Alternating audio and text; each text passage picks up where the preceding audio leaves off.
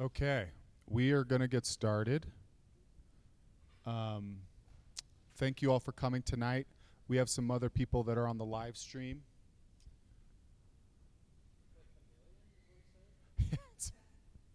A lot of people hacked it because there's not supposed to be that many, Levi. This is a private group. Well, you're all just kind of catching up and saying hello, which is fantastic. There's a quiz on this later, kids, so are you taking notes? I'm just kidding. Out of school, right? Okay, so let's get into a little bit of last week. Anybody want to share anything they committed to do last week? Anything that they have been working on? Any recent wins or roadblocks?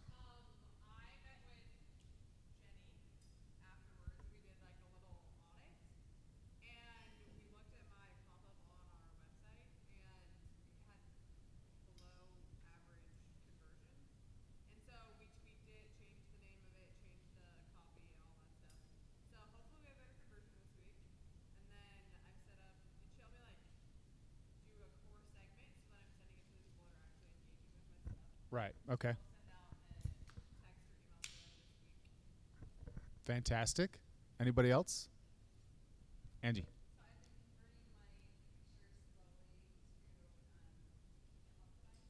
Yeah. Is that like .webp or something, or what was the something like that? Okay, from Caitlin's session 2 weeks ago. Okay. Any challenges? I mean, we could spend all night talking about challenges. Okay. All right.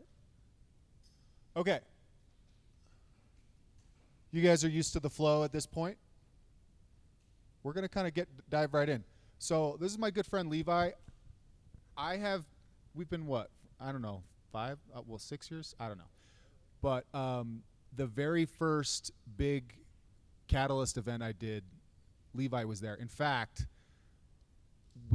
right before we did that big lunch and learn with like Madeline and Nick and everybody, Levi came to one of our smaller sessions where there's just 10 of us, and I felt so cool that Levi Lindsay had come to my stuff.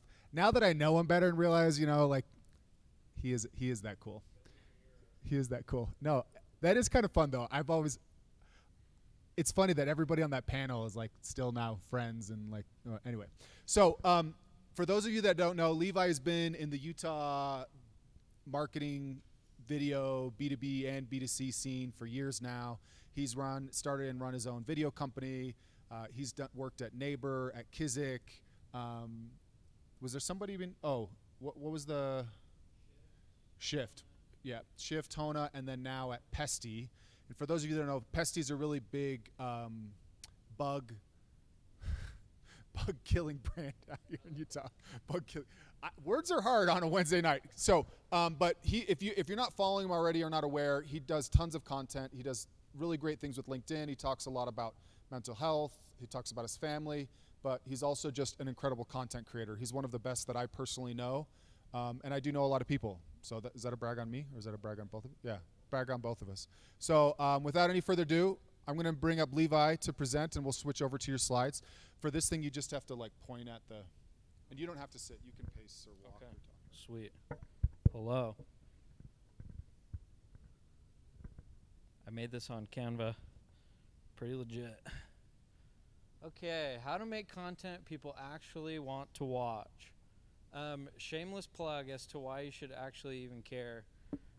Like Matt said, I owned a video production company, but in my career I've mostly done content internally for brands, and most recently for a brand I own on the side, Peach Pals, that I was talking to some of you about. But I love making stupid, funny videos, but I also like making videos that convert.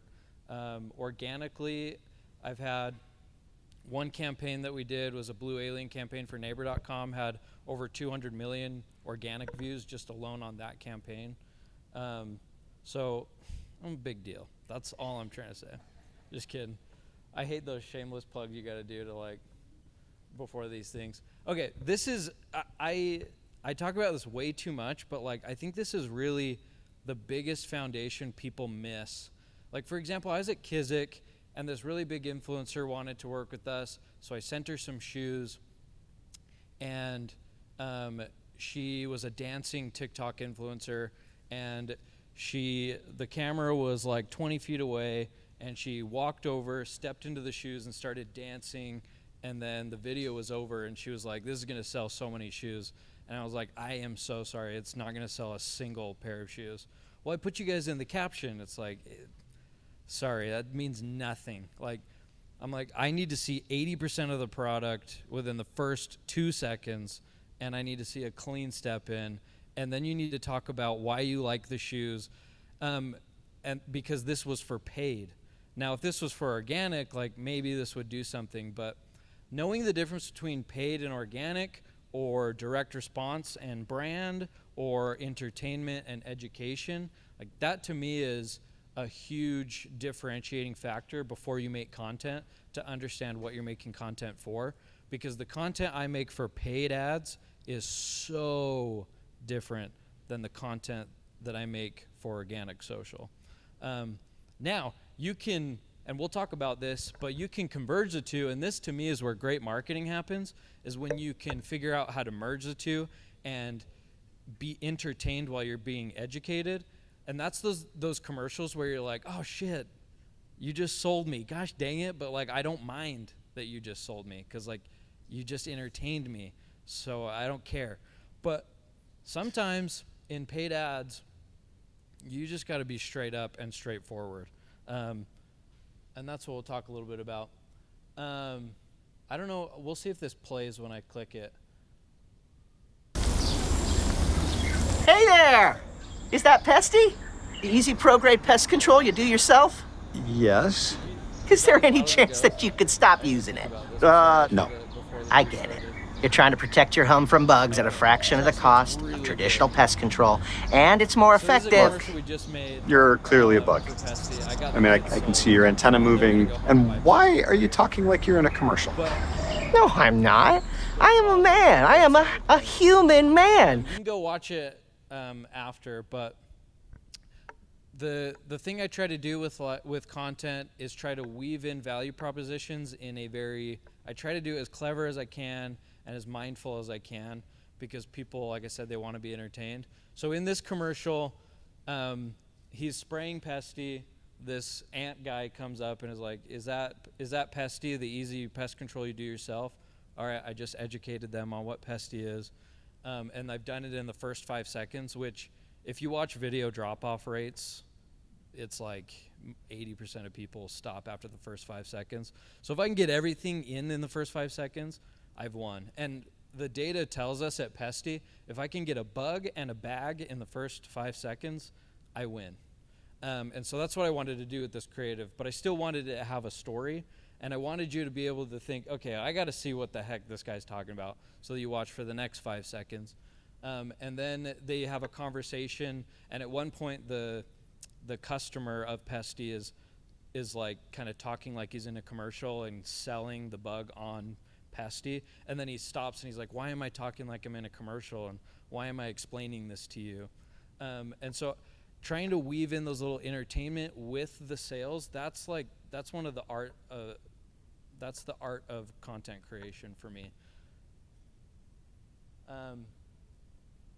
But anyway, what am I making this for? Am I making it to sell product? Am I making it to entertain? What am I making it for? Like this, can you help me hit to the next slide? This will do just fine. Basically, we check if a house has Pesty, and if not, we're moving in and bringing the whole family. That's Grandma. She's built like a maternity ward. 3 bed, 2 bath is perfect for all 1,286 of us. But don't worry, for every 100 of us, you only see one. Pesty works by creating a stupid border around your house that stops bugs from ever getting in. You can weave in the value propositions. Whatever happened to using the watered down store-bought? In an entertaining way. You guys will have to go look at this content after. It's much more effective if I can show you. Hilarious. Okay, so this was a sad realization for me. By the way, if any of you have questions during this, please just stop me and ask me, or any thoughts. But this was a really sad realization for me at neighbor.com. We spent millions and millions and millions on ads, and I ran thousands and thousands of ads. And I would try to get really clever, and I would try to get really creative. But one thing that I always found, or one thing that we just kept finding in the data, is that simple always won. For example, we had neighbor is like Airbnb for storage. So I had a garage, and then inside the garage was a beach, and a couple sitting on the beach inside their garage, and it said, have your garage pay for your next vacation. But it was there's too many layers, it's too complicated. People don't have time to sit there and think about the layers behind that. And also, I'm a new product, and so people aren't familiar enough with it to already know what we do to start getting those kinds of layers. So I've got limited amount of time and brain energy to sell this product to this person scrolling by in a paid ad. And so what we found time and time again was get paid to store a neighbor's car. You would highlight, also I recreated this ad in like 5 seconds, and I'm not a good graphic designer, so don't judge it. But you would highlight the space, put the dollar amount, and I like to call this the zombie brain. That's why I have that GIF that's I'm so sorry, kids. Didn't know you'd be here. Don't look, cover your eyes. But to me, think about when you're scrolling through and you're looking at stuff, like you've just got limited brain energy to be thinking too much, especially if it's a static ad, let alone video. But like I also think about the hierarchy. Like the very first thing you see is get paid. And what does everybody want? They want money. They want to get paid. You're feeding on a very basic human emotion. So now I've got them to read the second line, which is to store a neighbor's car. And visually, if you even just saw this at a glance, you kind of get it. You're like, oh, I could get money if I have a little empty spot in my garage. And that's how much money I could make a year. So we get a little bit too in our heads about the creativity because we see Judy's Pancake House or whatever on Instagram, and she's amazing at hooks, and we get FOMO because we want to get creative. But sometimes when it comes to just making meta ads work and making paid ads work, just get out of your head and make a simple static ad in Canva, or make a simple video that just lays it out, and like just forget about the value props, or forget about all the creativity for a second, and just think this person has no idea who I am or why they should care, and you'll be shocked at what performs. All right, next. So, any questions so far? Any thoughts? Okay. It's also overwhelming when you think, okay, I need to make a video for paid ads. So where do I start? And I'm focusing on paid ads mostly in this first portion of this presentation. But okay, I'm a little overwhelmed. Where do I start? How do I build a story? How do I build a video structure that will perform, let alone keep people engaged? This is what I like to usually always think about in a paid ad. And someone said something once to me is you got to learn the rules before you break them. And these to me are the rules. Like I said, legacy brands, you already know what Geico does, and so they can just have fun and blah, blah, blah, and you know what insurance is and all that. People don't know what your product is. They don't know what your value proposition is. And usually an emerging brand has unique value propositions, and that works for your advantage, but it also works for your disadvantage. So you've got to get them into the video, and then you got to keep them. Now, the problem and the hook can be the same thing, or they can be different. You can hook them and then present the problem, but typically I like to start with the problem. Let's say, what's your problem that you're solving with the bidets? Okay, so it's like, hey, are you a mom that's just like, I don't know how you wouldn't want to show a baby's butt, but okay. Yes. Yes, perfect. What's cool is that's a hook and a problem. So it's like, it's engaging because it's like, ugh. Like for Pesty we'll show like weird bug issues that people have, and it's fascinating to look, but it's also the problem, which is the bug problem. And so it's the hook and it's the problem. And people identify very quickly with that, so they feel the pain, they feel that emotion, and then they want to keep watching. Solution is, so we made this product. So we made Pesty. It's a do-it-yourself kit. Like, one of our problems might not be just bugs. It's, hey, you just got quoted $600 from a door-to-door person. We're a fourth of that with the same pro-grade formulas. Check this out. This is how it works.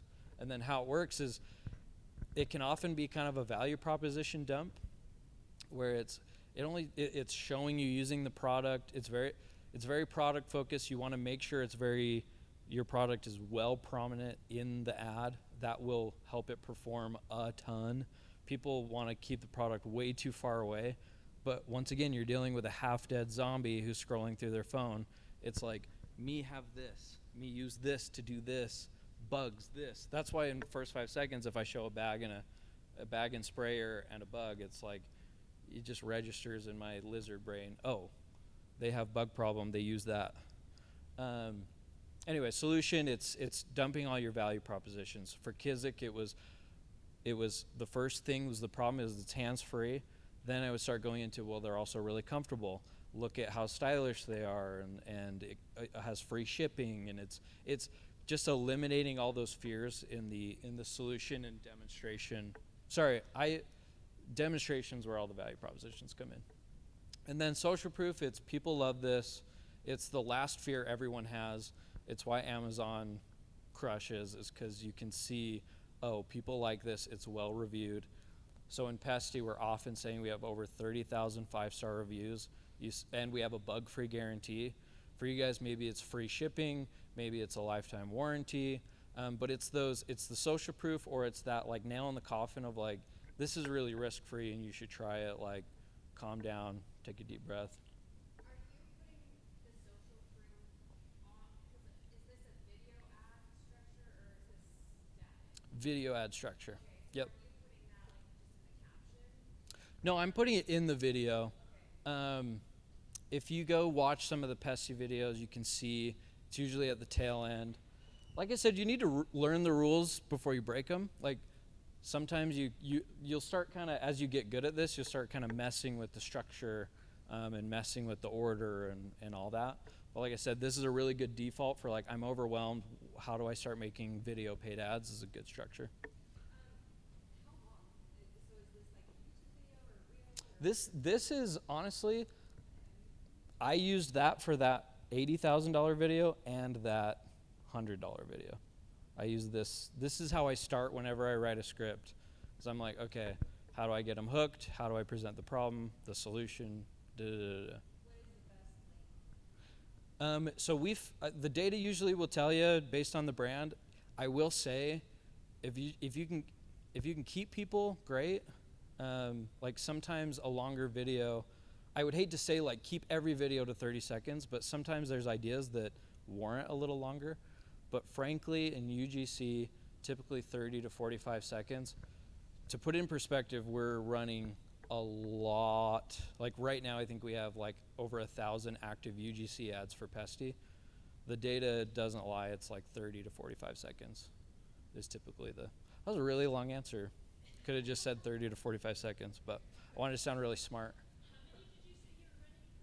Like over 1,000. But as you increase ad spend, you have to increase creative.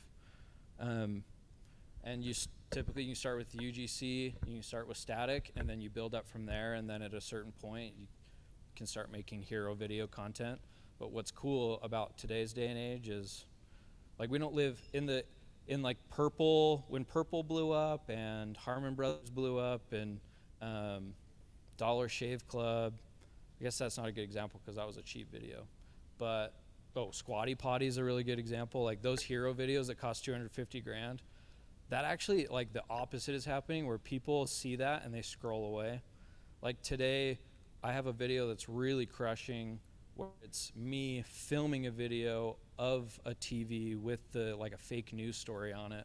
And people like that because it looks really rough and it looks very authentic. Like, oh, this is an actual news story, because that's what gets people to not scroll away. And I'll go down the line. I have a slide about where to put more professional and polished content and where to put like more user-generated looking content. So you said you start with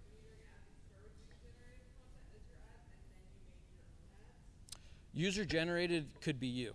Like you can make user generated. It's just, when I say UGC, it's just I filmed it on an iPhone basically. It's like I didn't pay a bunch of money to get this made.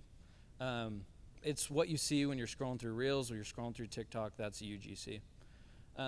Like whenever I start a new ads account, and I've started a few now, I like to think of it as a bracket. I'll go on Canva and I'll just make a bunch of ads that are very simple. Like for our toilet paper spray for my side business, Peach Pals, I made in 5 seconds on Canva. It says in big text, it's like I have a bidet in my pocket. You'll appreciate that one. And that one is crushed. It's driven the most sales out of anything, and I did it in 5 seconds. And then I spent a ton of time on other ads and just testing and getting as many ads in, and it's like that's the game at the beginning, and it's the game when you're at Pesty's millions and millions of dollars in ad spend. It's throwing a bunch of ads in, giving a minimum test budgets, and then letting the data tell you and the audience tell you, like, no, people don't like that, they're not resonating with the message, and then kill it as quick as you can. So I like to, it's like a Mario Kart bracket to me. Does that make sense? Oh, and then after that, obviously call to action. Go to my website, stop baby rashes today. Like, it's now do something about it now that you've watched my commercial. So if you're ever overwhelmed and you're like, how the freak do I make a user-generated ad for myself, just do this. If you're afraid of being on camera, go and film yourself doing the thing. Get all the video footage on your iPhone and then throw an AI voiceover on it. Maybe even a kind of a funny one that doesn't match the vibe, because even if I use AI in video, I always try to bring in some authenticity by making it a little goofy so that it still stays human. But there's just no excuse not to be making ads constantly for your business. Even if you don't want to talk direct to camera, go and get the footage, go start making voiceovers, and throw an AI voiceover on there if you don't even want to talk. I've noticed that's a really good strategy, because I tried using AI to do the content, and there was always something wrong. Like they'd say a word wrong, or and it kept sending the video over and over and over again. And then I finally figured out, like, I can just talk over it, and I get the perfect. Yeah.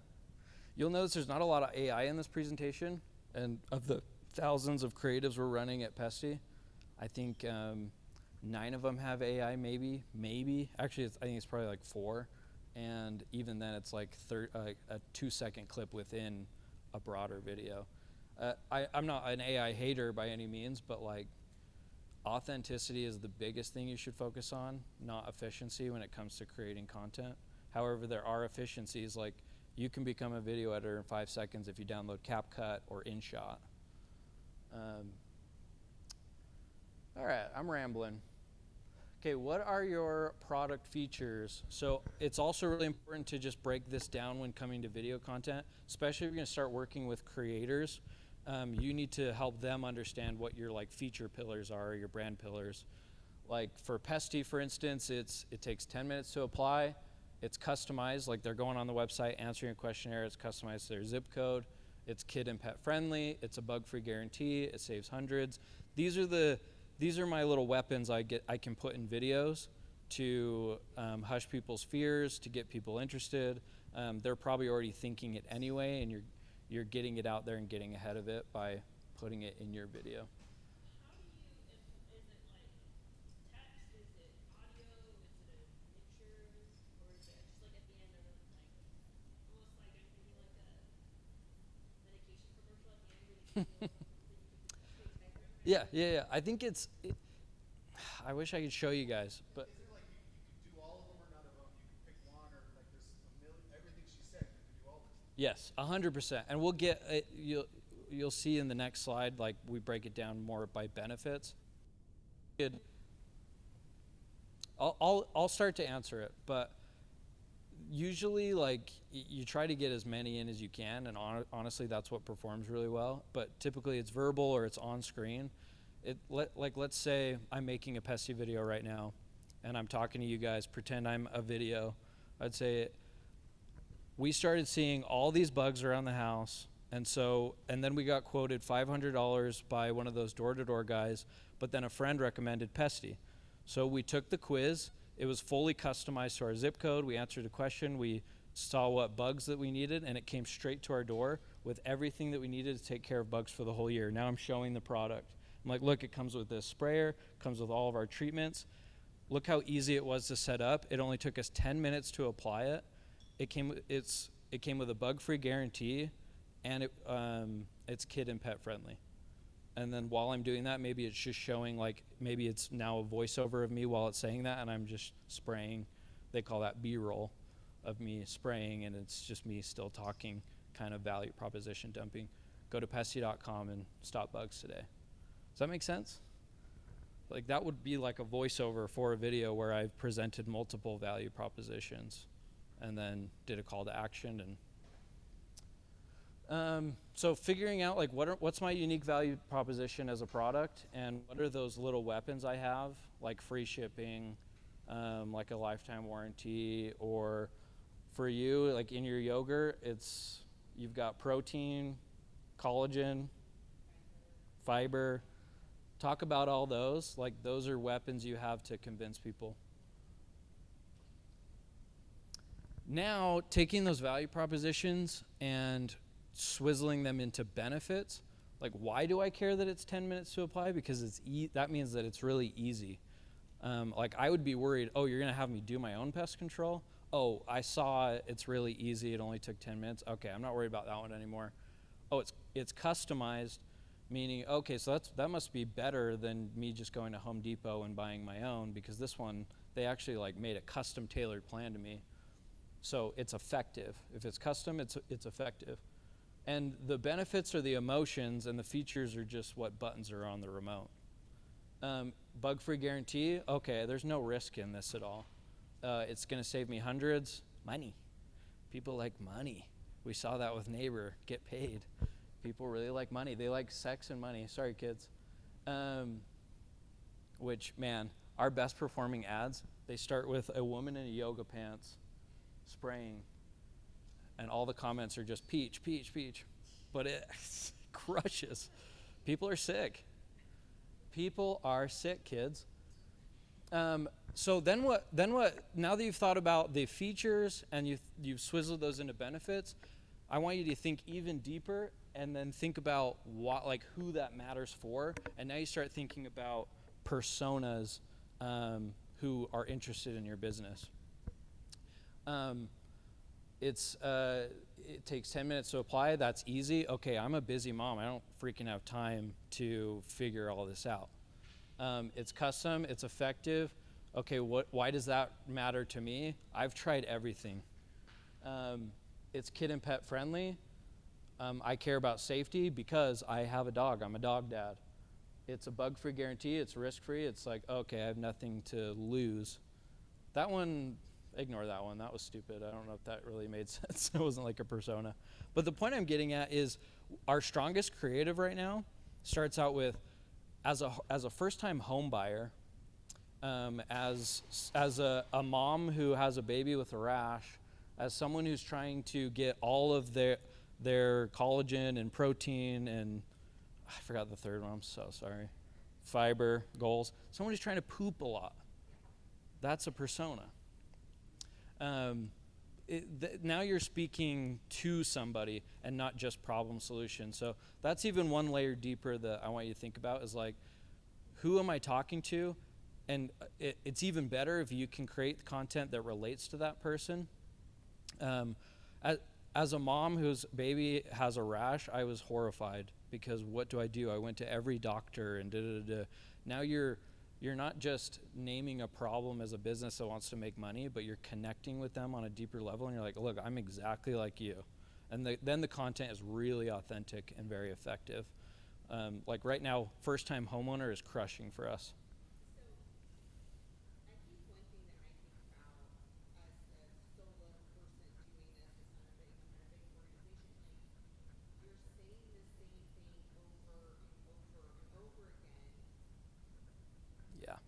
Welcome to my life. You know how many times I've said kid and pet friendly over the last week? It's insane.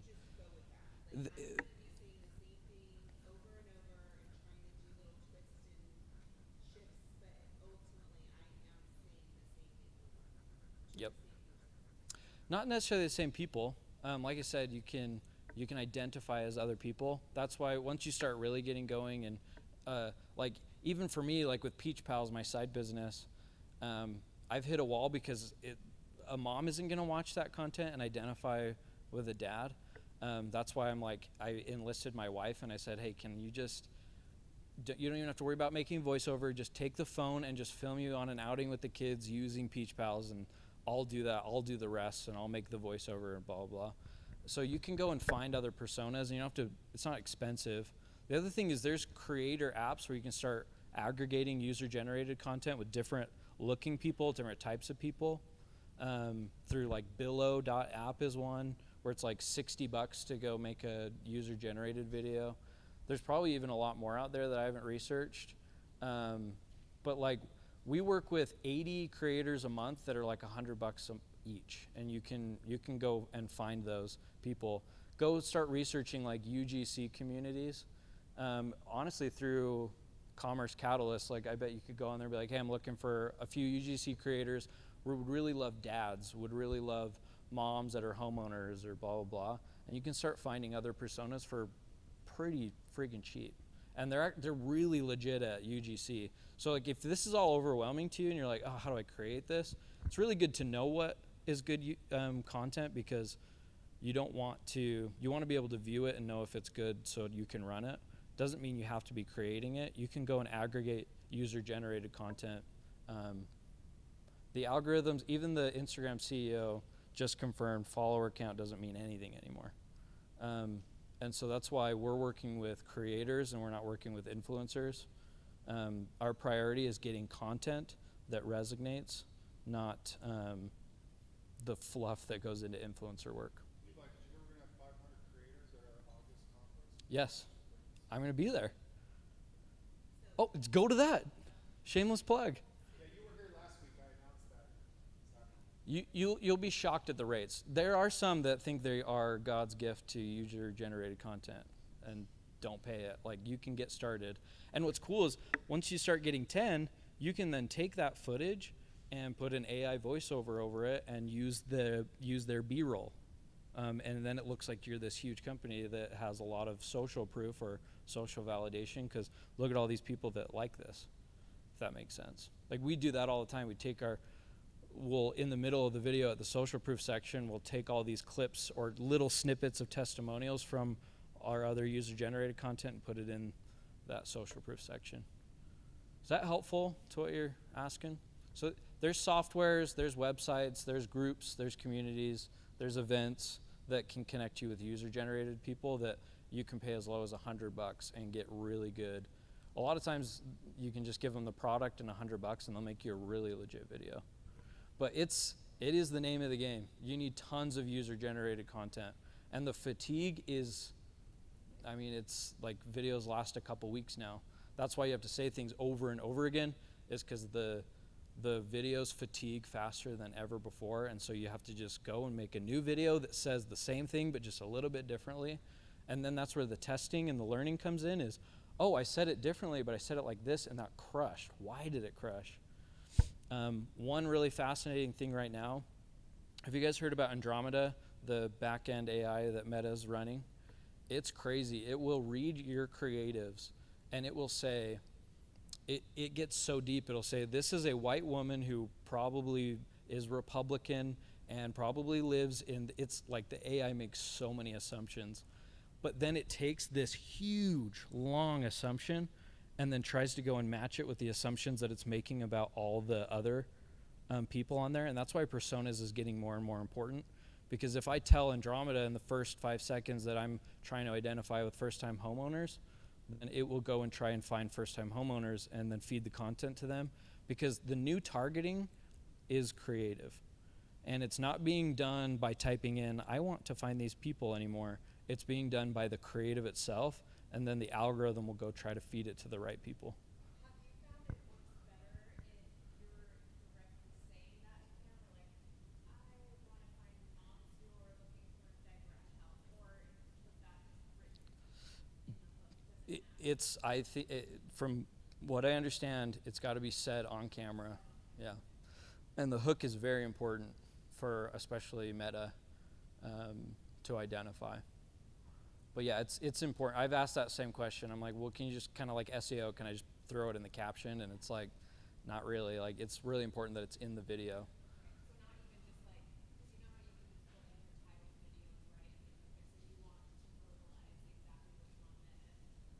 Yeah, because even if you put it in the caption, Meta will watch your video and be like, that's not, no, I'm going to feed this to who the video told me to feed it to, not who the caption told me to feed it to.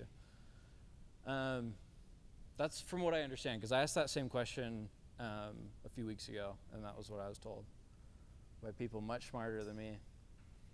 Okay. Now I want to shift a bit more towards organic content. Man, people suck at organic content because they don't ask this one question. It's, if I had nothing to do with this brand or product, would I give a shit? Sorry, kids. Man, these kids are gonna have nightmares from Uncle Levi's presentation. So hard. Okay, we're good. Oh, they're gone. So it's, would I care about this? Like, would I follow this? Like, if I'm posting this content, if this was a page I just had no emotional attachment to, would I follow it? Especially if most of you guys are probably brand owners of products that you are passionate about, and you're the persona of who should be following your brand and who should be passionate about your brand. Ask yourself the honest question: would I give a shit about this video? Would I like it? Would I share it with somebody? Would I go and follow this page because I want to see more of it? And 9 times out of 10, most brands are not posting content that if they didn't have emotional connections or were making content for what their CEO thought that they wanted to see. I lost my own train of thought there, but you got to make content that people actually care about and that people want to share. Give me your bag. Oh, help! Help! Help!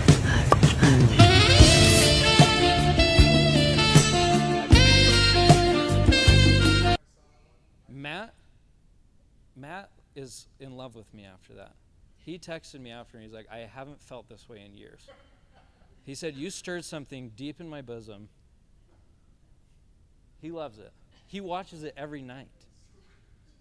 It has 8 views and he's 7 of them. But do you see it's once again, I wish I could have shown you the full cockroach direct response paid ad video that we spend behind for conversion versus this. This has nothing to do with Pesty. I don't show a bag and sprayer. I don't mention Pesty. It's just a funny little video, and it crushed.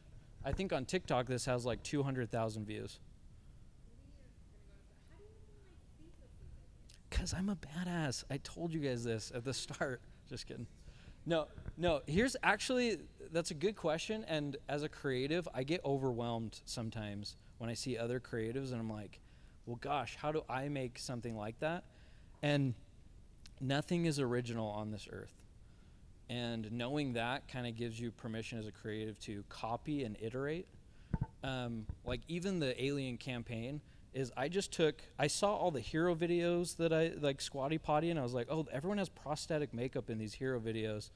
And then I saw UGC and organic videos doing really well. And then I saw one girl wearing a Thanos, do you know Thanos from Marvel? She's wearing a full prosthetic Thanos face in a user-generated video, and I was like, whoa. And it was doing numbers. And I was like, what could I do to make that applicable to Neighbor? And then I was like, oh, Neighbor, we're renting out your space, extra space. Okay, Alien space. And then we got there with Alien, and then we like just started having fun iterating.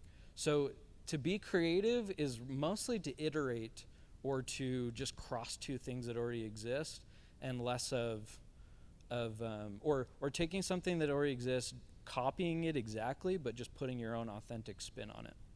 Like for this is a trend that exists, but usually it's I accidentally put setting spray instead of my pepper spray. And for me, I was like, oh, what if I accidentally said a roach spray and I put on the roach costume? So I put my own I put my spin on it, the brand spin on it, and then it's unique enough that it doesn't feel fatigued or like a dead trend. And plus, like, look at that. How could that not do numbers? Look at those lips. Those are bedroom lips. So providing value would also be providing entertainment. So in a brand, it's not just like Yes. information or selling things, like you're also doing things to just be fun. Yes. Thank you for reminding me that I put that there. One of my favorite quotes from Chad Solis, he's a homie from Traeger. He said, building a brand is providing value and asking nothing in return. And on organic social, people are so eager to sell their product, but it's 99% entertainment and value providing and 1% sales. If you can find, remember that Venn diagram where entertainment and education cross over? Great. But for the most part, that's the huge delineation between paid ads and organic content to me is I'm just trying to make funny videos to brighten your day and for you to be like, that was funny, I'm going to give these people a follow. Or, okay, I've seen 3 of these silly cockroach videos now, and they kill me every time. I'd love to see a 4th. I'm going to hit follow. But if I'm on there like, buy pesty, buy pesty, buy pesty, buy pesty, I'm not going to follow a page that's all about a pest control bag that I do myself. You know what I mean? So I got to find something that people would care about and would follow.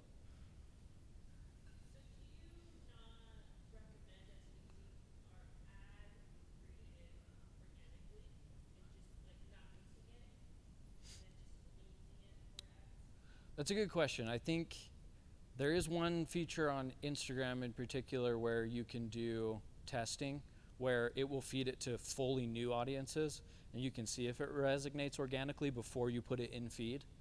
But you do want to be careful with your feed of like it just becoming a sales channel, because you want to save those for paid. Now, if I make once again, that Venn diagram where it's like, I found a really good balance between education and entertainment, and I feel confident enough that I'm not going to hurt my organic audience by posting it, then post it for sure. And then platform by platform changes. Instagram is much more of a stake in the ground as far as what's on your feed, in my opinion. Whereas TikTok, it's like I could post a video 10 times and it's serving new audiences all the time, and no one cares about followers, and it's the wild, wild west. But Instagram is a bit more curated and a bit more static as far as like these live on my feed, and it takes time for my audience to find it and new audiences to find it, if that makes sense. So I don't have like a perfect answer for you, but just think like, am I just putting a bunch of sales videos on here? And if it's like 10 sales videos in a row, and these aren't like funny enough or cool enough or creative enough or interesting enough that people would follow, like, yeah, you probably should start posting things that have nothing to do with your product and just more to do with your why or your persona, if that makes sense. Just one more time, just look at him. What's he thinking? Yeah, you're blinded by the sexuality, and I get it. So big mantra of mine, this is another dead horse I'll beat till I'm dead, is done is better than perfect. Make it exist, and then make it good. Your first video, like you heard this all the time, your first video is going to suck. Taylor Swift, she talks about this. You're going to be cringe when you start. Just start creating stuff. As long as you're not doing something that would wildly offend the persona you're like, or the target audience you're going after. Like if I'm selling to primarily moms, there's a lot of things you can do to offend moms that you want to steer clear of. Outside of that, post whatever the hell you want to post about, and try and see and do and create, and like it's just as long as you're not creating offense, you're learning.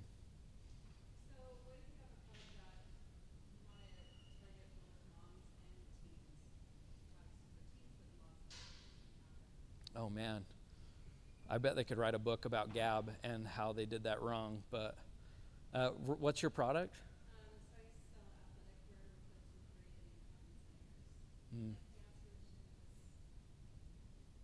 That's a good problem. Like, honestly, you're probably ultimately going to have to decide which one you want to.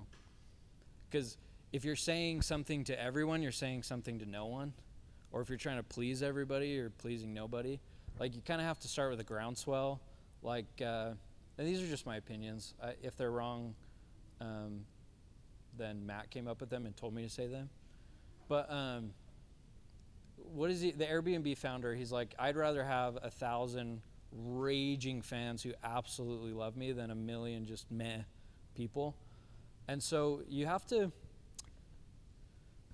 this is my rant, and maybe something will make sense in this. I was talking to Fight the New Drug. They're an anti-pornography movement on Instagram. Clay Olson's a good buddy. He said something so cool once. He was like, you need to find what everyone agrees on and then what no one's said in that agreement. Like his was, pornography is harmful, and that's a pretty large statement that like most people would agree with. But then inside of that, it was like the porn industry is fueling sex trafficking. So it's, there's something unique within the agreement. So what I'm trying to get at is I think you need to probably pick something to start if you're starting from small. You probably have to find something that will break through the white noise and resonate with as many, like more of it. You might have to start more niched, is what I'm saying.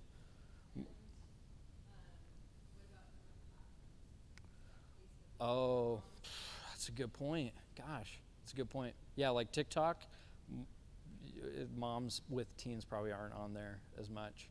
So yeah, you could probably, that's the other thing is we get so hung up on I have to be on every platform and every seller platform that it's like Ron Swanson says this in Parks and Rec. He's like, don't half-ass something when you could whole-ass it. It's like whole-ass Instagram instead of half-assing Instagram and TikTok. Like that's also like instead of half-assing teens and moms, like whole-ass mom. Wow, this is, I'm saying stuff up here, but you get it. It's not, I don't ever want to be quoted on that, but you understand what I'm saying. Goodness gracious. This presentation is done, but it is not perfect. Yeah, I would just, you gotta, I think just focus on doing something really well and the platform that those, like if you're like, I'm just gonna focus on really getting to the moms, which I'd probably recommend because they're the ones that have the money, then it's like, I'm gonna be on Instagram, I'm gonna be on Facebook. And then you really start there. Because you can just get overwhelmed with, I have to be everywhere all the time, but like, I'd rather go viral on Instagram than have a bunch of videos that have tiny little views on every platform, if that makes sense. Did we get there? Did I say something? No, I'll just say this because we're a target market for your product because my 15-year-old refuses to use tampons. She's really uncomfortable and hates them. No, but she does track and she does a lot of other athletic sports. So what I'm saying though is my wife, the mom, is on Instagram all the time and looking up things and trying to figure things. But she saw a video about, that angle, a kid who, you can't wear a tampon while you're doing sports, right? Or something like that. She'd watch it. This actually is a really good segue into this part of, so our co-founder and CMO showed us this, and I think it's really smart in this day and age. This heat map is like where you can experiment, and then this red part is where you can experiment, and then this green is where you need to be like buttoned up as a brand. This is where I think, don't quote me on this, but this is where I think Gab suffered, is their messaging resonated with parents, but then their phones didn't resonate with teens. Because if I'm a teen and I'm caught with a Gab phone, I look like a doof. So it's like, build a message that resonates with the people that have the money, like the parents, but then build a phone that is cool that teens actually want to use. Like, I think they should have gone the Skull Candy route, where it's like their phones were unapologetically not iPhones, not a really cheap imitation of an iPhone. But who am I? I'm just some kid. Anyway, this is a really good, like we think about when do I need to be buttoned up as a brand or when do I need to look beautiful? When you're creating user-generated content, you're gonna look ugly, and that's totally fine. But when they get to your website, like I saw your website, it's gorgeous and your product is beautiful, but like you're gonna make some ugly user-generated content. But then when they like get to your actual site, that's where the experience needs to be beautiful and buttoned up and build trust of like, oh, they invested in this brand. They are really beautiful. Like they care about this. Now it's a warm, fuzzy feeling of like walking into the store now and smelling the Jake perfume like you would in Hollister back in the day. Don't know what that means, but you can stew on that later. But anyway, Kizik is a prime example of this. I love how I'm offering all these opinions like I know what I'm talking about. But I do think Kizik was crushing it. They went from, I think when I started there, they were like at 20 million. When Alex MacArthur was there, amazing CMO, I think they were like 5 million. He took them to 150 million. Then they brought the board in. Then they went and paid a big agency a bunch of money. And then all of this death by committee and all of this like watching over the brand started happening. And this experimentation of like, I can just trust so-and-so to create a UGC video and I can make an ugly UGC video stopped. And they said, you can't make anything that we don't approve. And they started getting way too brand picky. And they stopped experimenting and putting goofy stuff out there and ugly stuff out there and worried less about personas and more, we'll probably worry too much about personas and less about just going crazy and experimenting and having fun and making jokes and saying things that were maybe a little more irreverent and it killed the brand. I mean, they've just flatlined ever since. But probably shouldn't say those numbers, so sorry. Well, what are they gonna do, fire me? Okay, I think that's it. Oh no, there's more. How am I doing on time though? Should we do questions then? Yeah, we're going to go a little break so people can talk to you too. Okay, cool. Any questions? Or do you want me to go over this slide? Are you intrigued enough?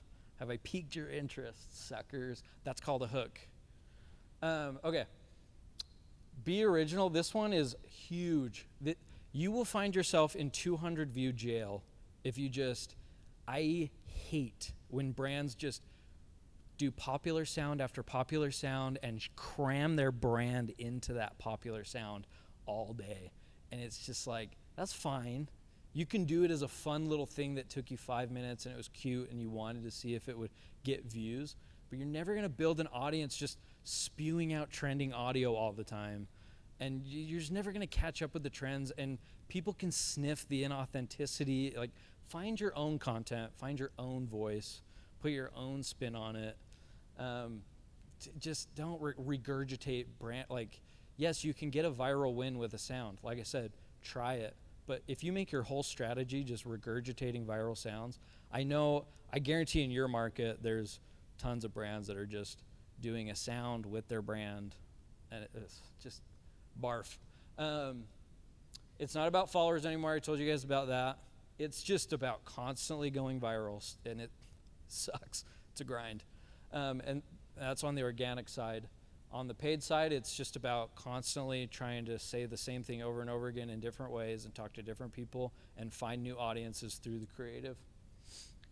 And I said this already, but virality needs to happen often. It's like followers. I had 25 million organic views on a reel. I lost followers on a brand.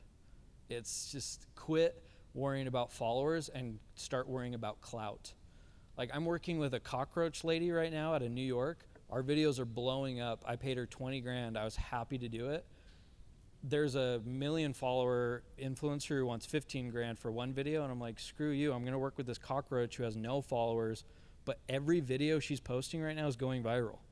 So I want to chase the clout. I don't want to chase, like, it's just, no one cares about that 1 million follower person anymore. I'm so sorry.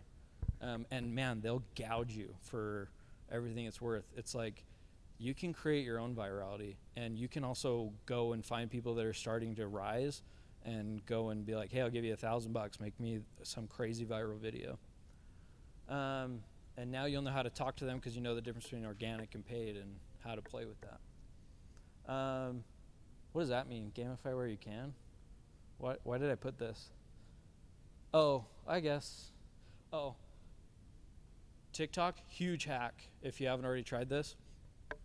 Put $50, $20 towards content that you were like, this should be going viral. Why the freak is it not going viral? Put a little bit of money towards a follower campaign. It will dish out tons of views until it finds you a follower, and you will just, we went from, at neighbor.com, we went from 300 followers to 280,000 followers in a month and a half with $1,500. Now, here's the caveat: your content can't be poo-poo caca. Sorry, kids, but you like the content has to go viral, because what you're doing is TikTok shows it to 100 people. You're just saying, hey, show this to 20,000 people, and that's how we would get 5 million views, 7 million views. Because it's not that your content is garbage, it's just like, might as well show it to more audience so it gets more test, and then.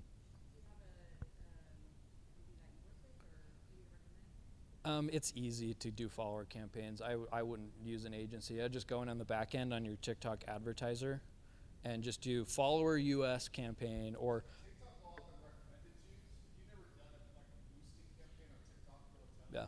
Go try doing it once, put $20 behind it to try it out. Yeah. Don't do view, and don't do conversion. Do view, or sorry, follower. Do a follower campaign. So like for you, if you're like, I want to find the moms or the teens, be like, I'm looking for women in the US of this age, and then just do a follower campaign. But the content, once again, I've told this to so many people and they try it and their content sucks and it doesn't do anything. You got to have viral content, which that's hard, sorry. But the easy part is if you have it, you can put some money behind it. Yes. Was it you? No pun intended. Well, okay, so I have a video that in the past performed well organically. Yeah. And then we use it for ads and it performs well there too. Is that something I can then repost on TikTok and boost? Because Yeah. when we were saying kind of like keeping ads and like organic separate, but for TikTok specifically. But TikTok is a bit different. Like I said, like Instagram is more audience sensitive. But TikTok is this wild, wild west where like you could post a video, you could repost a video every week for like 3 weeks. Like I just saw a creator, she got 10 million views on one video and she's like, I'll post it again. The next week she had 5 million views on that same video. Posted it again the next week, she had 3 million views on it. The next week she had 1 million, and she's like, okay, now I've burnt it out. But she posted it every week for like 4 weeks on TikTok. I don't think you can do that on Instagram. I don't totally understand why, or I'm not like totally set on that notion, but. But what I'm trying to get clarity on is like, for specifically for boosting on TikTok, you say you want the videos to be like viral, right? If it did well on the other platforms, yeah, you should post it and you should put some money behind it. And because especially you said it did well organically and paid. It's like you got a winning video there. Sorry, I cut you off. I was too excited. Yeah, I'm just trying to get clarity on. If I can share just the general like theme of content creation ads are, they will take UGC and put them into ads. As a general statement, yes. But he's talking about different types of organic content where if you have something really dirty and really messy, do you want to run that as paid ads where you're trying to drive conversions? That's the question. But the other methodologies, you pick winners and you put paid behind it, because if they work organically, they'll probably work on paid. But he's sharing a lot of principles about like the CTA and like this different structures. So you want to be a little bit aware of that. Yeah. But if you have a winning video, like you've already tested that on organic and paid and it's done well, like might as well, is what I'm saying. But also consider putting more money behind it on actual paid, because if it's doing well, or if you have a winning creative, iterate on it. Like if we have a winning piece of creative, we'll go and find creators to make the exact same video just as different people and different personas, because it's like that ad won, no reason to let it burn out and die when we could just go create a new one with a different person, try it again, and then win again. But it's so nuanced. I don't have a like for sure answer for you, but it's pretty risk free to go post whatever you want on TikTok and try it out. Saying is that like when you do post these posts on TikTok, right, for a follower campaign, Mhm. the campaign is trying to find you followers, but in return you're getting more views and exposure. Yeah, what it will do is it'll dish views, and then it will charge you when it finds a follower from those views. So it ends up just dishing a ton of views, and that's what if the content's good, that's why it ends up winning. Is because if I just post a video willy nilly and don't put any money behind it on TikTok and just hope for the best, it's gonna serve it to 200 people, and if by some reason those 200 people don't like it, it's not gonna make it to the next, and it will stay in 200 view jail. So it's just like put the $20 behind it for a follower campaign if you believe in the content. Does that make sense? It's no. Don't apologize. I'm a mess. You caught me. I'm a fraud. So for Meta, how many different ad campaigns are you typically creating? Like, are you using one campaign and then just dumping a bunch of different creative in that, or do you have various campaigns and you're testing, like based off of where you're like sending? Depends on how much you're spending, because it gets more and more complex, and you put more and more creative and more iterations in the more you're spending. But typically you have different ad sets based on variation. So like if I have a bunch of static ads for one product that are pretty similar, I'm going to put that in one ad set, and then I'm going to let the algorithm decide which one of those ad sets is a winner, and then I can decide to go move it into a new campaign and then put more money behind it, which that's actually our strategy at Pesty, is we'll put a bunch of minimum spend behind a bunch of different creatives in test campaigns, see which ones are starting to resonate, and then move them up and then put more money behind it. We kind of do what TikTok does for organic. It's like test minimum budgets, see if they resonate, move them up, give them more. Oh, they're still resonating, go up, give them more. And it's just like they get more spend, and we push it more, and then we push it until it won't let us push it anymore. But it's typically like testing campaigns and then putting them into bigger budgets. Does that make sense? But if you're not spending a ton, that matters a bit less. Like it is a bit more jumbled into one.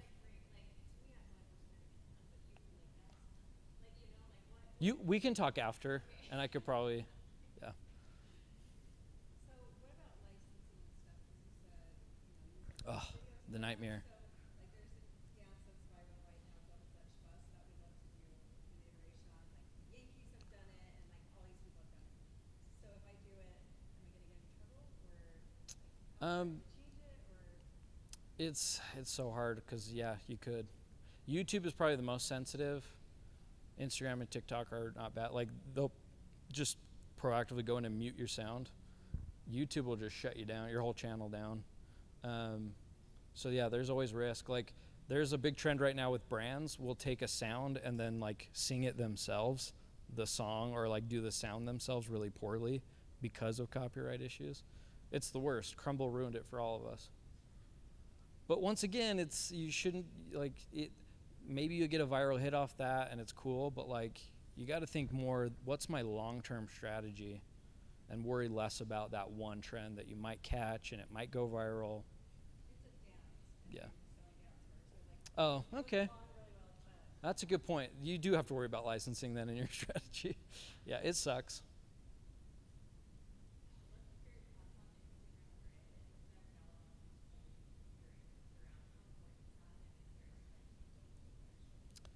Oh, I don't have a super strong opinion on that. I think it's just more important that the content's good and that someone would want to follow you than grid positioning and keeping things where they should belong. It's a kind of a non-answer answer, but it's kind of my answer. We're probably out of time.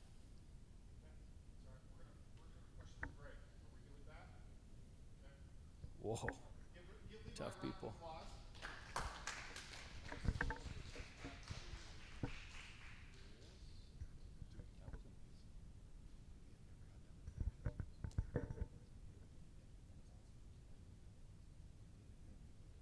Yeah, we're gonna skip this.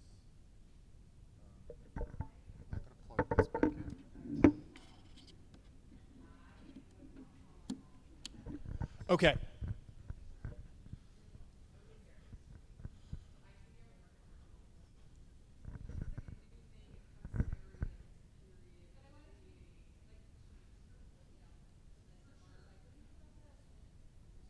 I mean, that's the hard part is the mom's going to show it like the same thing in our house. Mom's going to show it to the kid, and the kid's going to go okay or no or something, you know.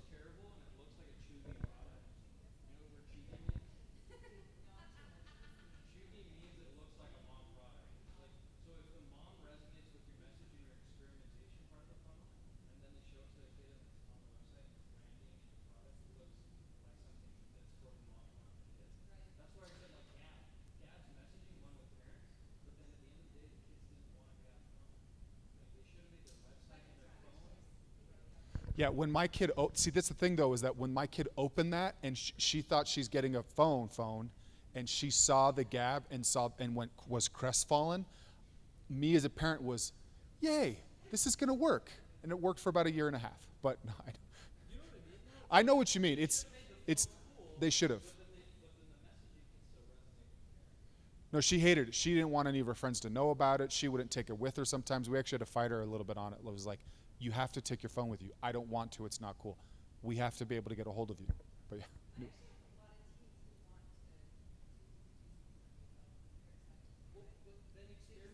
Yeah.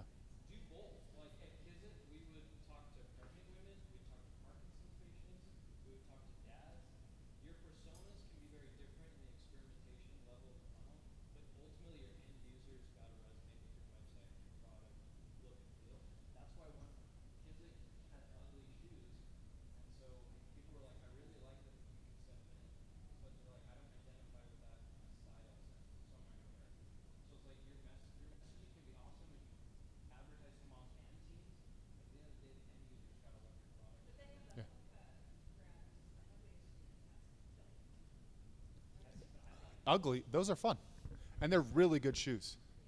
They're really good shoes. Yeah, but I would say so. I I'm recovering from knee surgery. Otherwise, I'd say I'm a runner. But the running shoe space is just weird. So people buy weird running shoes. It's actually like some weird rite of passage. Okay. I'm going to cruise through some of this stuff for AI. However, I want it to still be valuable. So I want to call a couple things out. There are 3 things that I do in my life right now. I build this community, I do work with subscriptions, and I do stuff with AI. And I'm using AI to improve everything else that I'm doing. So I've got some examples in here. I'm going to walk through this. I am by no means an AI expert. I just know that I'm not, because I've seen where the AI experts are, but I know that I'm well advanced for how most people are using AI. So I'm saying that with a caveat. I can't answer super technical questions, but I can help you make almost anything you can think of. That's what's fun about AI. So we're going to run through some of these stuff real quick. So there's buzz.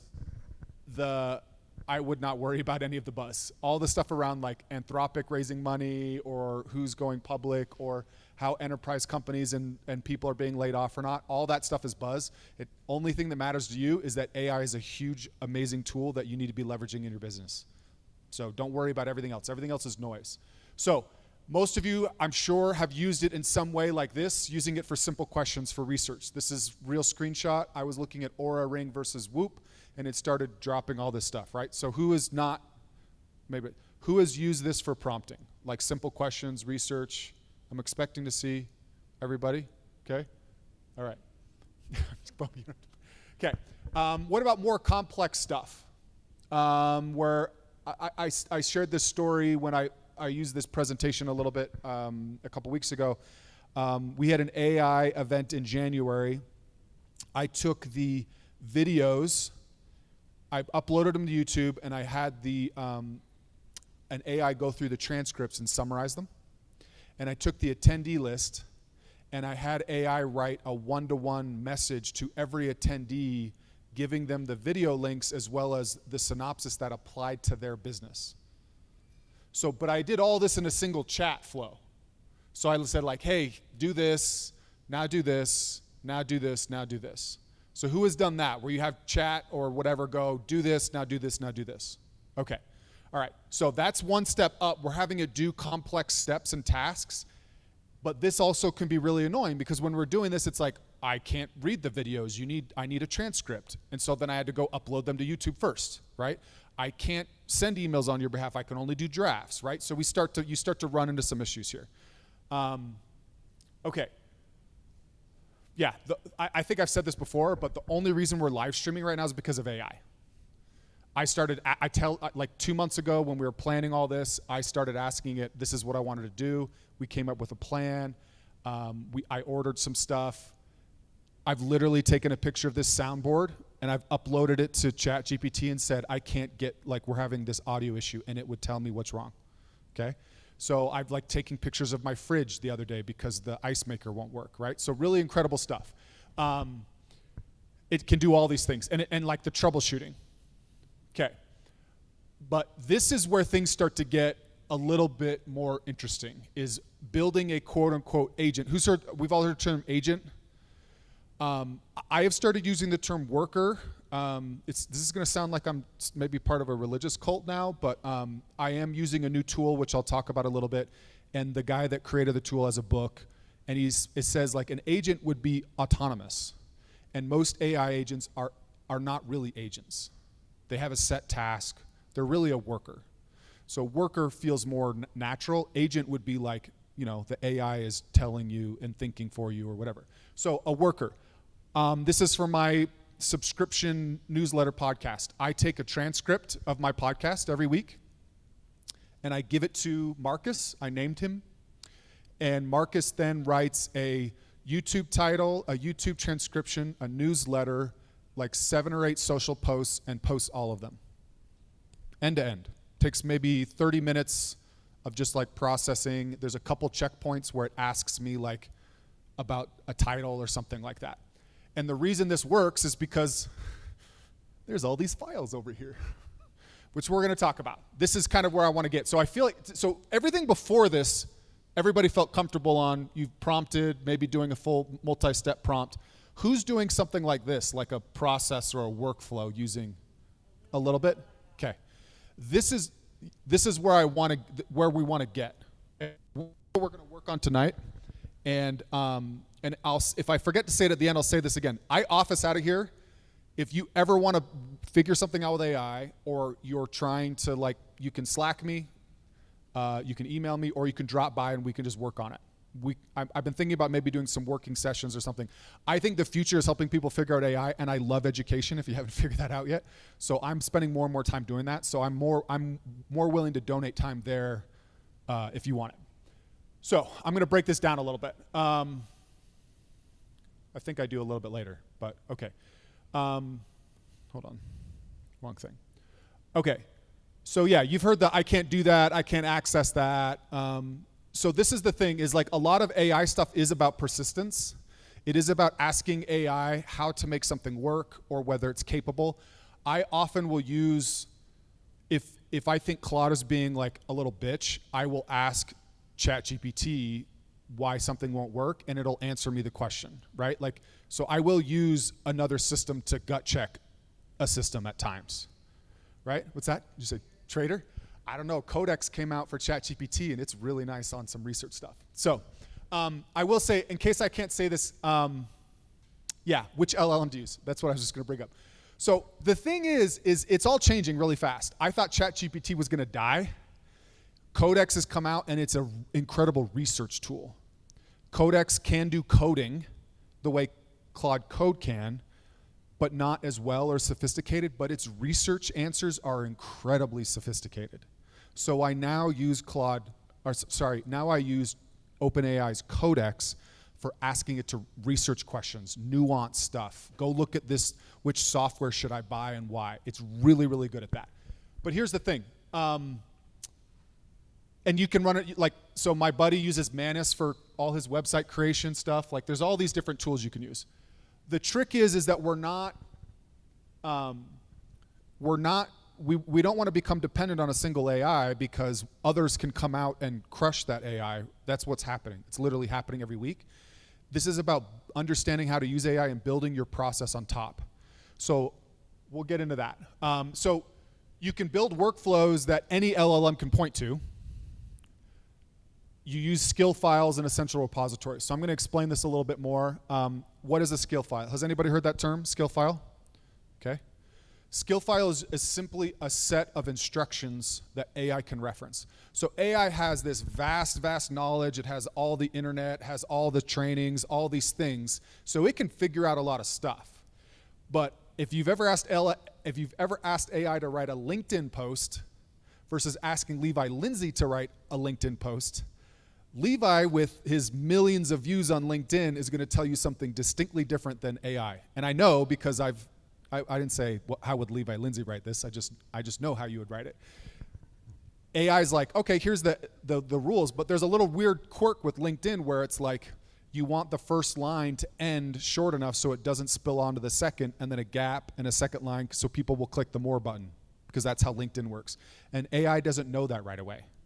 So we can write a skill file to tell it to do that specific rule when it's writing LinkedIn posts.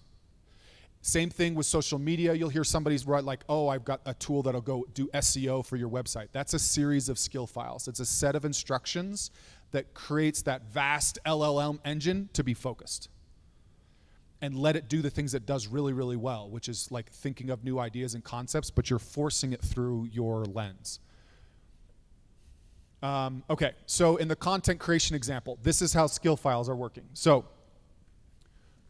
at the top there is a set of instructions I've loaded. This is, right now I'm running this out of a Claude co-work project. I've got some other things that are more advanced now, and I'm actually winding this newsletter down, so I haven't updated yet, but I'm building something new, which I'll show you. The instructions are part of the project file in Claude Cowork. So if you go to Claude Cowork, you set a project up, it's going to ask you to upload files. There's also one little spot when you do that that says instructions.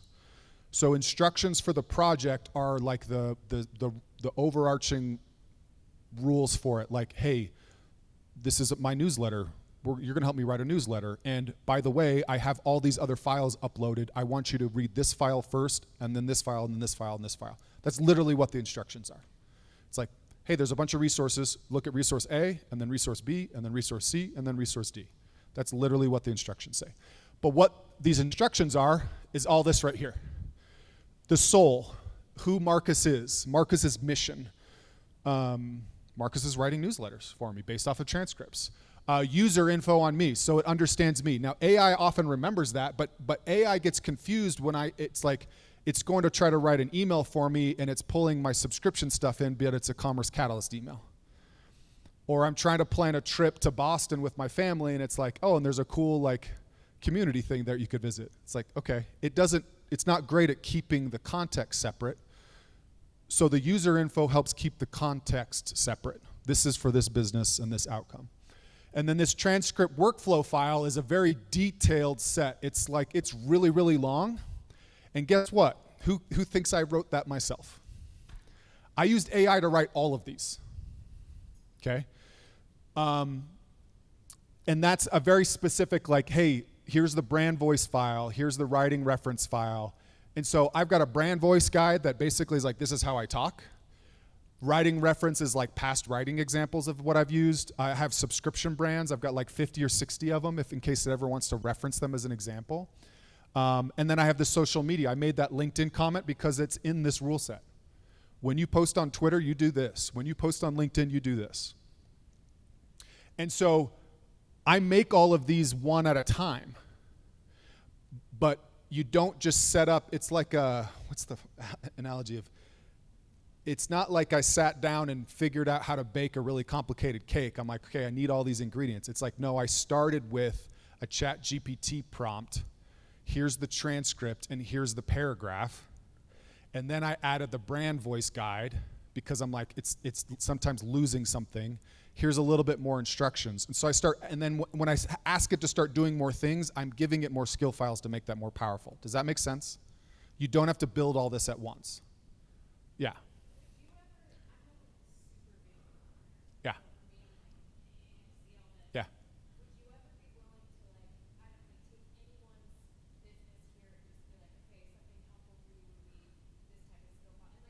We're going to do that.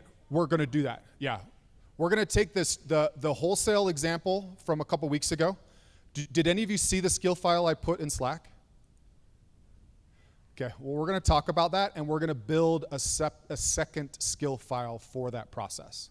So that's why I'm going a little fast, because I'm actually going to be on my computer screen for that.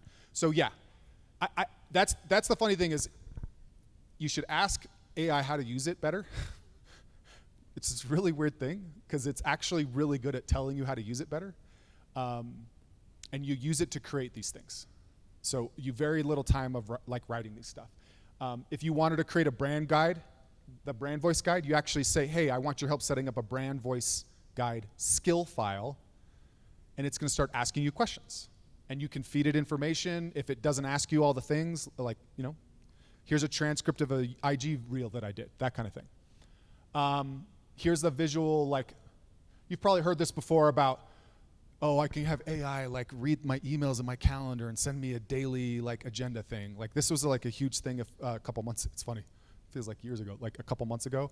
And I did this once. I don't do this because I just look at my phone on my calendar and I think it's fine. But this is a visualization of like, you need a trigger that causes it to wake up, whether that's time or something that's set. The agent, and that's in quotes, the worker reviews the instructions in the relevant skill files. It sees instructions to review calendar, email, and Slack. It processes that input, prepares that output. Boom. Okay. This is a really crappy thing now that I realize looking at it. So before I get into the example thing, why isn't this showing? All right. We're skipping that. This is one thing too. AI loses context. We all know that, right? The longer you're in a chat, sometimes it just forgets stuff. Very quick, funny story. For Thanksgiving last year, my family does things at Thanksgiving. We like Harry Potter themed Thanksgiving, and so we did a murder mystery for Thanksgiving dinner, and I used AI to help me write it. And so if you've ever done like these dinner murder mysteries, so there's like these 3 mob families, and I'm halfway through it, and the AI is forgetting that these 2 characters are married and this person did it. It's like keeps getting everything confused. So what I have found to be really, really effective is if there is at any point I can ask for an output, I ask it to do that output.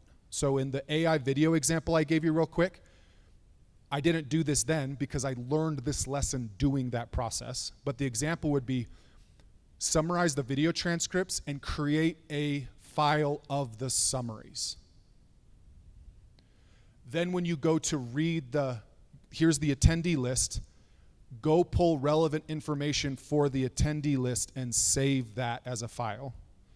And then the third step would be use the transcript file and the summary file to then write these emails. And so that is a very simple example, but that is how you can start saving like the AI from going mad, is if you're doing something that's multi-step. And if you start doing that, that is actually how AI in many instances is working behind the scenes anyway. And so you're actually enabling it to do a stronger process around itself.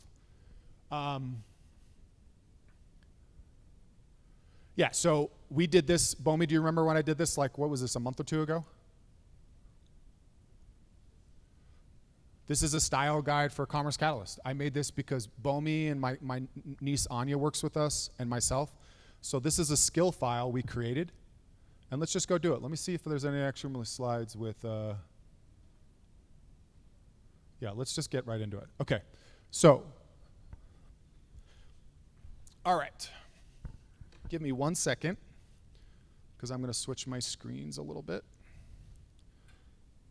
And is there a way to like get this mic? Okay. Just make sure you can see. Is this changing stuff? Yeah, okay.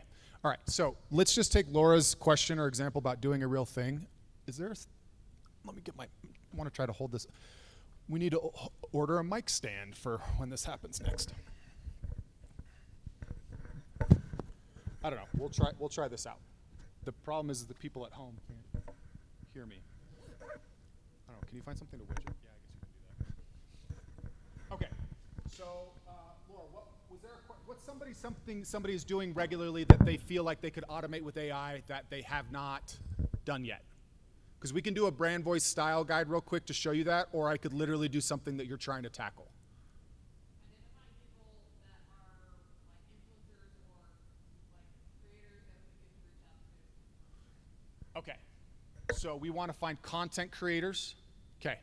So I'm not exactly sure how to build that, so I'm going to ask Claude to help me with this. Can you help me find content creators for a new e-commerce brand on, is it Instagram and TikTok? Instagram and TikTok. This one might be a little tricky because I don't know if it can search those things very well or not, but maybe it can.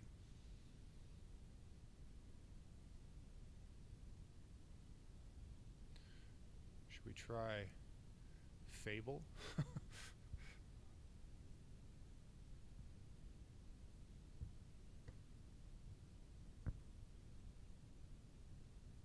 This is going to kill my usage, so maybe I won't do that. Okay, what's another one? Because this can run while another one's going. Anybody else have something you've thought about doing with AI, but you're not sure? Let's do this. How about, okay, we're going to create a, I want your help creating an email template I can use to send to creators I find. I want you to include, what's the website for your brand? sorafit.com? sorafit.co as my brand. And it's coming from Macy Thielen, right? Did I spell it right? And then what's some things that are good that you would want to include in that email?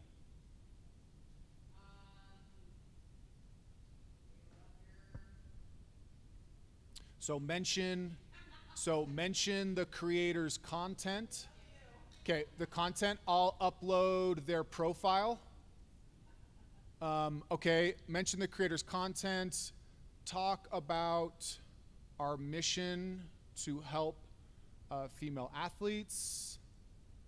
And what would be the call to action? Like an offer or cost, or I'd love to send you... and invite them to join our ambassador program. I'm not sure why I'm talking out loud while I'm typing. Okay, so here's the one. Okay, so this one's also happy to help. The right approach shifts a lot based on what you're selling.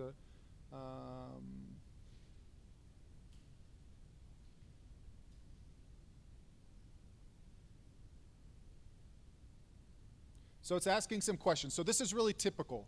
AI is going to start getting a little bit more, okay, well, I clicked this. So it's going to keep thinking through that. This is a more complex problem because it's going to, yeah.